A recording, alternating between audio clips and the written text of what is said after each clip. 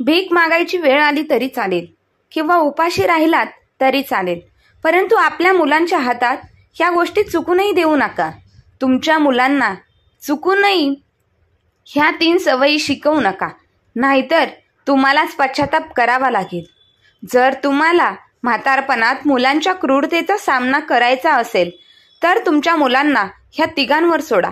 असे झाल्यास मनात हा प्रश्न येतो की जर तुम्हाला असेच दिवस पाहावे लागले तर मुलांशिवाय जगणे कधीही चांगले.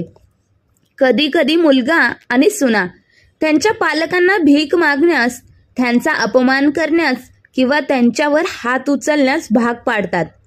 हे सर्व पाहून मनात असा विचार येतो की यासाठीच पालक आपल्या मुलांना वाढवतात का?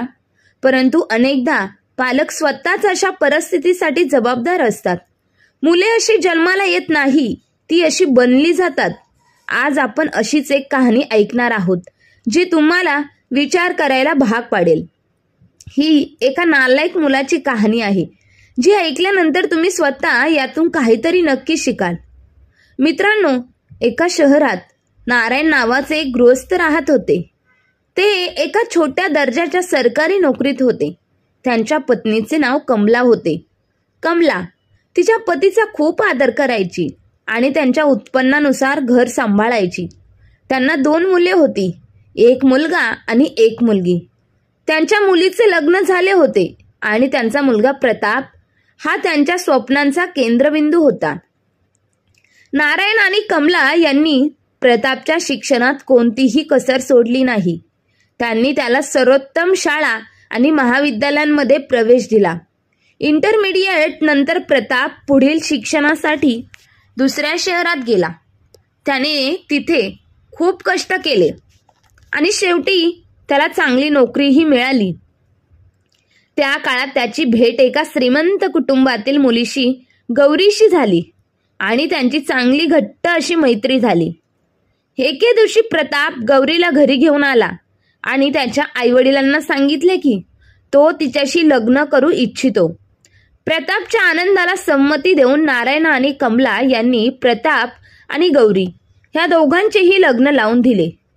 गौरी सुशिक्षित आणि आकर्षक होती आणि घरात तिच्या आगमनाने नारायण आणि कमला खूप आनंदी होते. सुरुवातीला सगळे काही सामान्य होते, पण हळूहळू मुलगा आणि सुनेच्या वागण्यात बदल होऊ लागला. गौरी एका श्रीमंत कुटुंबातील मुलगी होती आणि तिला स्वतंत्र जीवन जगण्याची सवय होती. तिला तिच्या सासरच्यांच्या छोट्या छोट्या गोष्टींवरून तिची चिडचिड होऊ लागली. ती या गोष्टीबद्दल प्रतापकडे तक्रार करायची. प्रताप तिला समजावून सांगत असे की थोडे सहन कर आणि आई आणि वडिलांशी जर तू चांगली वागलीस तर या सर्व मालमत्तेची मालकी आपल्या नावावर होईल. त्यानंतर तुला जे हवे तेच होईल. प्रतापच्या ह्या विचारसरणीमुळे गौरीला तिच्या सासरच्यांनी सांगितलेल्या सर्व गोष्टी ऐकायची. ती बाहेरून त्यांच्याशी सहमत असायची, म्हणजेच त्यांच्यासमोर अगदी आनंदी राहायची. पण तिच्या मनात त्यांच्याबद्दल असंतोष वाढत गेला. हळूहळू या नात्यात प्रेम आणि आदर कमी होऊ लागला. एके दिवशी अचानक नारायणजी गंभीर आजारी पडले. त्यांना रक्ताच्या उलट्या होऊ लागल्या. त्यामुळे कमला त्यांना ताबडतोब रुग्णालयात घेऊन गेली. डॉक्टरांनी सांगितले की त्यांचा जीव वाचविण्यासाठी तुम्हाला खूप पैशांची व्यवस्था करावी लागेल. त्रासलेल्या कमलाजी त्यांच्या मुलाला म्हणाल्या, बेटा, तुझ्या वडिलांनी जे काही पैसे वाचवले होते ते त्यांच्या आजारासाठी पुरेसे नाही. तू कोणत्याही प्रकारे पैशांची व्यवस्था कर. पैशांचे नाव ऐकून प्रताप म्हणाला, आई, मी इतक्या लवकर एवढ्या मोठ्या पैशांची व्यवस्था कुठून करू? मी माझ्या नवीन ऑफिससाठी जागा पाहिली आहे आणि त्यासाठी खूप पैसे लागणार आहे. अचानक इतक्या मोठ्या रकमेची व्यवस्था करणे माझ्या क्षमतेबाहेर आहे. आईने समजावून सांगितले, बेटा, तुझ्या वडिलांना बरे करणे ही आपली जबाबदारी आहे. तू तुझ्या मित्रांकडून किंवा नातेवाईकांकडून कर्ज घेऊन पैसा जमा करू शकतोस का? वडील बरे झाल्यावर आपण त्यांचे पैसे परत करू. प्रताप म्हणाला, आई, मी आधीच सांगत होतो की वडिलांनी त्यांची सर्व मालमत्ता माझ्या नावावर करावी, पण असे दिसते की त्यांना माझ्यावर विश्वास नाही.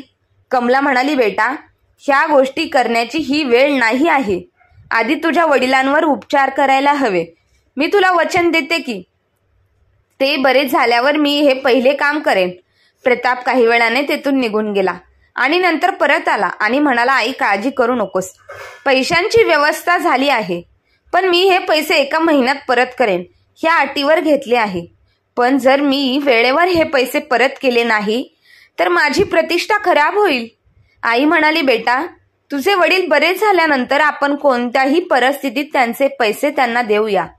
आता तू त्यांच्या तब्येतीकडे लक्ष दे. काही वेळाने गौरीने प्रतापला बाजूला घेतले आणि विचारले की तू इतक्या मोठ्या रकमेची व्यवस्था कुठून केलीस?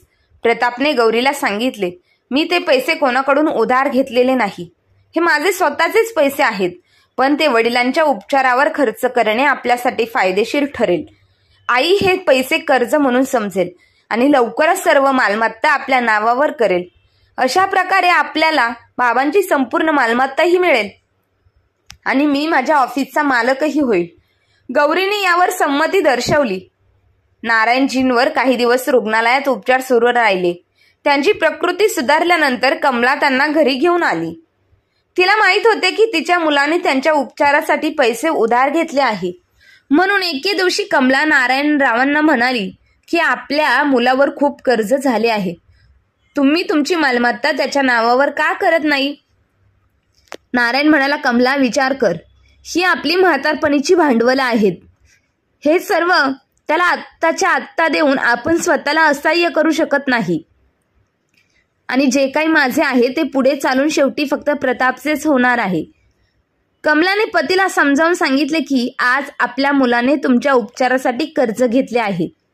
आपण त्याला मदत केली पाहिजे. उद्या आपल्याला त्याची गरज पडेल, मग तोच आपला आधार होईल.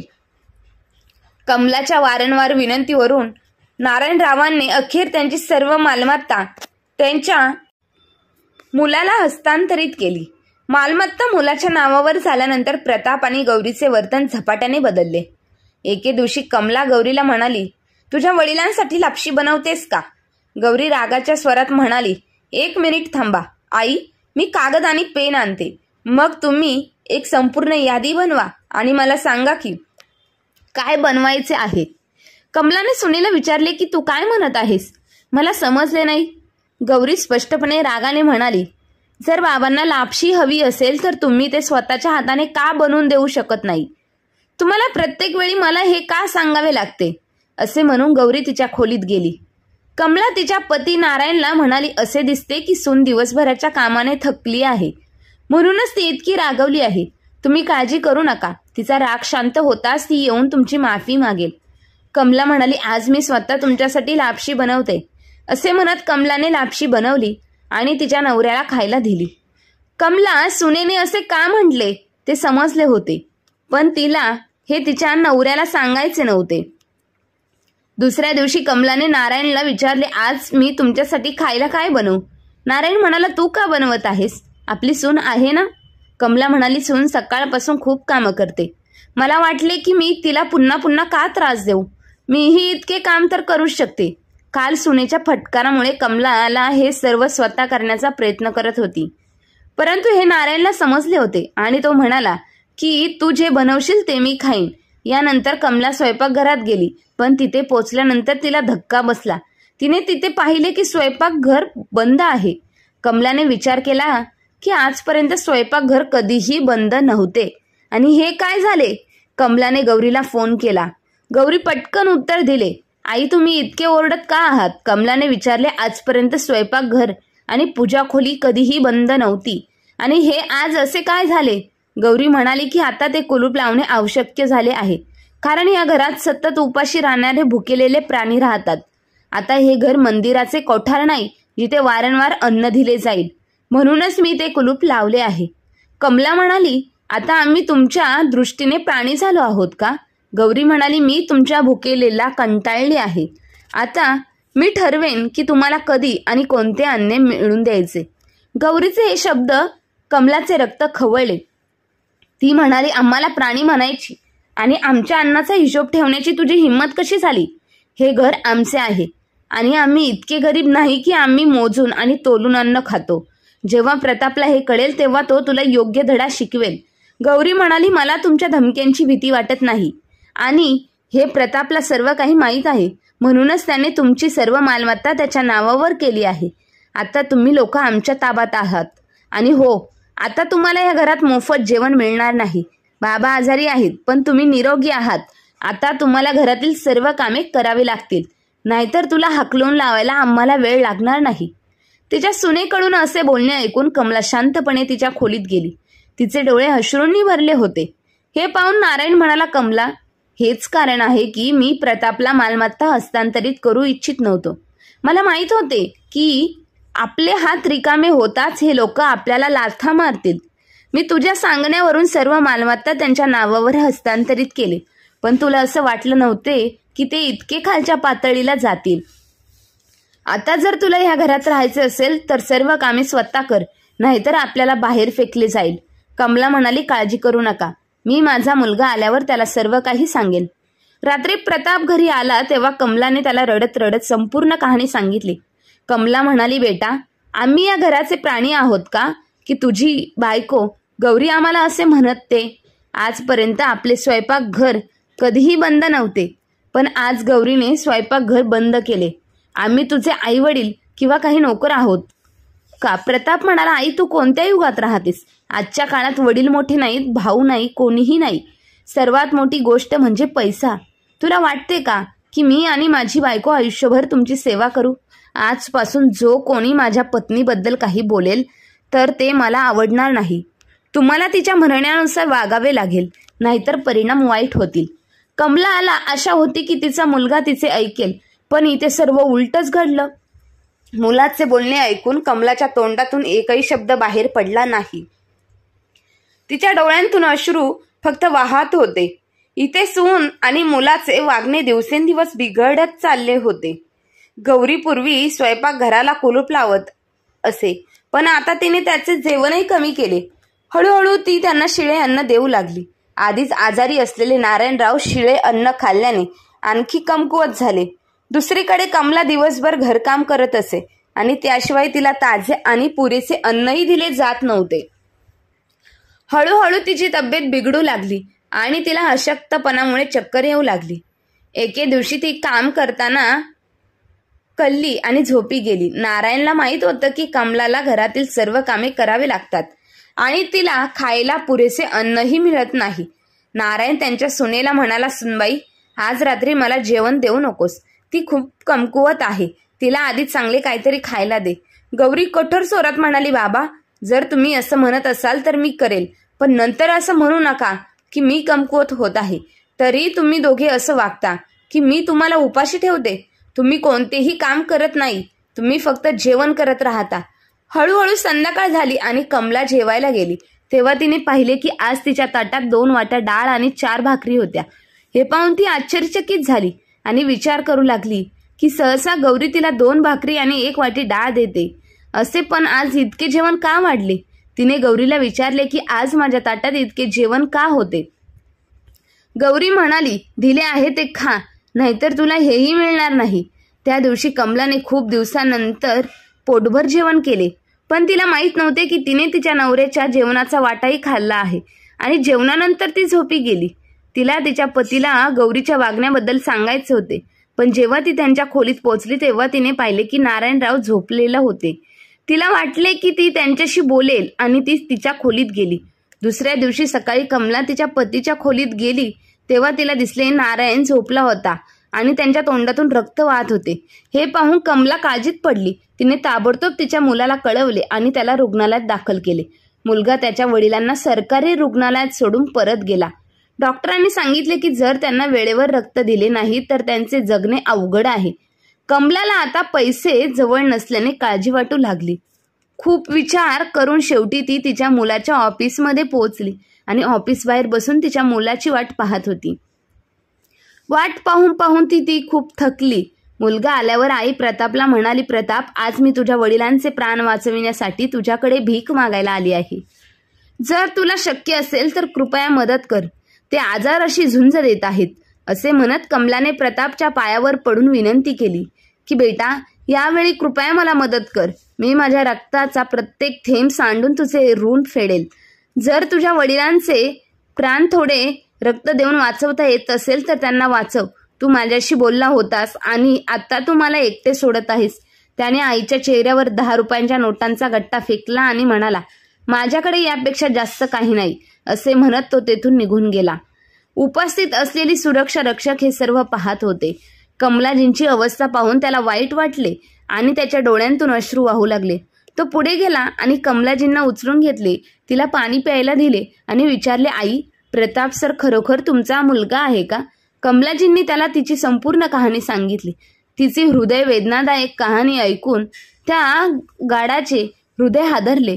त्याने तिचे सांत्वन केले आणि तिचे हात हातात घेऊन म्हणाला, आई, काळजी करू नकोस, सगळं काही ठीक होईल. असे समज की मी तुझा मुलगा आहे. सांग, मी तुझ्यासाठी काय करू शकतो? जर बाबांना रक्ताची गरज असेल तर मी माझे रक्त दान करण्यास तयार आहे. थोड्या वेळाने प्रताप आपली मीटिंग संपवून बाहेर आला तेव्हा त्याला त्याची आई तिथे बसलेली दिसली आणि हे पाहून तो रागवला. त्याने आईचा हात धरला आणि तिला तेथून ओढू लागला. तो मनात विचार करत होता की या वृद्ध महिलेला येथून काढून टाकावे लागले, नाहीतर तिने सभेतील पाहुण्यांसमोर काही म्हटले तर माझा अपमान होईल. तो त्याच्या आईला ओढत असतानाच मागून गार्ड आला आणि त्याने प्रतापच्या गालावर जोरदार थापड मारली आणि हे पाहून ऑफिसमध्ये काम करणारे सर्व कर्मचारी बाहेर आले. गार्डने कमलाजींच्या पायावर स्पर्श केला आणि म्हणाला, आई, माझ्या पायाजवळ पडून मला पापाचा एक भाग बनवू नका. मी माझी नोकरी सोडली. तुम्ही माझी काळजी करू नका. तुम्ही सकाळपासून इथे रडत बसला आहात. आधी मी तुमच्यासाठी जेवणाची व्यवस्था करतो. कमलाजींच्या डोळ्यात अश्रू होते. जणू काही त्यांचा खरा मुलगा सापडला आहे असे वाटत होते. अनोळखी असूनही गार्डने कमलाजींचे प्राण वाचवले, तर त्यांचाच मुलगा प्रतापने त्यांना भिकारी म्हणत घराबाहेर काढले होते. थोड्या वेळाने गार्ड अन्न आणण्यासाठी गेला आणि डॉक्टर तर त्यांच्या कॅबिनमधून बाहेर आले. त्यांनी कमलाजींना सांगितले, आई, आम्हाला वाईट वाटते की आम्ही तुमच्या पतीला वाचवू शकलो नाही. जर 2 तास आधीच रक्ताची व्यवस्था केली असती तर कदाचित त्यांचे प्राण वाचू शकले असते. हे ऐकून कमलाजींना असे वाटले की कोणीतरी त्यांना खूप मोठा धक्का दिला आहे. जेव्हा ते आत गेले तेव्हा त्यांना दिसले की हरिनारायण अगदी शांत पडले होते. कमलाजींचे डोळे पूर्णपणे कोरडे झाले होते. त्या दगडासारख्या आपल्या पतीजवळ बसल्या होत्या. त्याच वेळी त्यांच्या मुलीचा म्हणजे गौरीचा फोन आला. कमलाजींनी फोन उचलला आणि त्यांच्या मुलीला म्हणाला, बेटा, तुझे वडील आता ह्या जगात नाहीत. माझ्या मृत्यूपूर्वी ते गेले. हे एक प्रकारे बरे झाले. जर मी आधी मेले असते तर माझ्या आत्म्याला शांती मिळाली नसती. कमलाने उत्तर दिले. सुमन म्हणाली, आई, तू हे काय बोलत आहेस? बाबा खरेच गेले आहेत का? काल रात्री ते मला सांगत होते की बेटा तुझ्या आईची काळजी घे. मुलगी म्हणाली, आई, मी लवकरच तिथे पोहोचते. मित्रांनो, संध्याकाळपर्यंत हरिनारायण यांचे अंतिम संस्कार झाले. मुलगी परदेशात राहत होती म्हणून ती त्या दिवशी येऊ शकली नाही, पण नंतर आईचे सांत्वन करून ती तिच्या घरी परतली. जेव्हा गौरीला कळाले की तिची नणंद दुसऱ्या दिवशी येत आहे तेव्हा तिने तिचे पती प्रताप यांना सांगितले की मला माहित नाही की जेव्हा ती येईल आणि बाबांना आपल्यामुळे जीव गमवावा लागला तेव्हा ती काय करेल. प्रताप म्हणाला, पण तिला कोण सांगेल की बाबा आपल्यामुळे मरण पावले? गौरी म्हणाली की तुमची आई त्यांना नक्कीच सांगेल. प्रताप म्हणाला, काळजी करू नकोस. मी या म्हाताऱ्या बाईला त्याच म्हाताऱ्याकडे पाठवतो आणि आपण त्याची व्यवस्था आजच करूया. मग आपल्याला कोणाचीही भीती बाळगण्याची गरज नाही. जर कोणी विचारले तर आपण त्यांना सांगू की आईच्याही वडिलांच्या दुःखामुळे मृत्यू झाला. दोघांनी मिळून कमलाजींना मारण्याचा धोकादायक कट रचला. त्यांना वाटले की ते तिच्या जेवणामध्ये विष मिसळून तिला खायला घालतील. मग तीही गेली. गौरीने खीर बनवली आणि ती तिच्या वडिलांना खायला देण्यासाठी त्यांच्या खोलीत मिसळवली. पण तिला माहीत नव्हते की कमलाने आधीच सांगितले होते की ती उद्या येईल आणि ती आजच येईल. मुलीकडे घराची चावी होती जी तिच्या वडिलांनी तिला दिली होती, जेणेकरून ती कधीही घरी येऊ शकेल. जेणेकरून गौरी खीरमध्ये विष मिसळून आपला जीव देणार असेल तेव्हा तो कधीही घरी येऊ शकेल. मग मुलगी आली आणि तिने त्यांचे संपूर्ण संभाषण ऐकले आणि ते माझ्या फोनवर रेकॉर्ड केले. यानंतर मुलीने दार उघडले आणि आत गेली आणि गौरीच्या गालावर जोरात थाप्पड मारली आणि म्हणाली की आता मला समजले की माझे वडील मेले नाहीत तर तुम्ही त्यांना मारले आहेत आणि आता तू माझ्या आईलाही मारणार होतीस. मुलगी अचानक आल्याने दोघेही घाबरले. मुलीने ताबडतोब पोलिसांना बोलावले, त्यांना अटक केली आणि दोघांनीही त्यांनी व्यवस्था केलेली सर्व मालमत्ता काढून घेतली. पोलिसांना पाहून गौरी आणि प्रताप भीतीने थरथर कापू लागले आणि कमलाजींच्या पायावर पडून माफी मागू लागले, पण कमलाजींनी त्यांना माफ केले नाहीत. पोलिसांनी त्यांना पकडले आणि तुरुंगात पाठवले. कमलाजींनी त्यांची सर्व मालमत्ता त्यांच्या मुलीला आणि नारायणराव यांचे रक्त देऊन प्राण वाचविण्याचा प्रयत्न करणाऱ्या रक्षकाला हस्तांतरित केली. जरी त्यांना वाचवता आले नाहीत तरी मुलीनेही त्या रक्षकाला आपला भाऊ म्हणून स्वीकारले. मित्रांनो, ह्या कथेतून आपल्याला 3 महत्त्वाच्या गोष्टी शिकायला हव्यात. आयुष्यात आपण कधी आपले हात रिकामे सोडू नये, कारण जेव्हा आपले हात रिकामे असतात तेव्हा आपल्याला आपल्याच लोकांकडून नाकारले जाते. मुलांना बालपणापासून इतके दूर ठेवू नये की ते आपल्यापासून दूर जातील, कारण नाती आसक्तीवर आधारित असतात. जर आसक्ती असेल तर नाती असते, अन्यथा काहीही नाती. इंग्रजी शाळांमध्ये मुलांना शिकवण्यासोबतच आपण त्यांना आपली संस्कृती आणि मुले देखील शिकवली पाहिजे. जर ते त्यांची संस्कृती शिकले नाहीत तर ते परदेशी संस्कृती स्वीकारतील. जर तुम्ही लहानपणापासून तुमचे संस्कार शिकवले असतील तर तुम्ही तुमच्या कर्तव्यापासून आणि धर्मापासून कधीही दूर जाऊ शकत नाही. तर मित्र आणि मैत्रिणींनो, तुम्हालाही आपली आजची कथा कशी वाटली हे कमेंट बॉक्समध्ये नक्की कळवा आणि कथा आवडली असेल तर आपल्या चॅनलला लाईक, शेअर, सबस्क्राईब नक्की करा. धन्यवाद.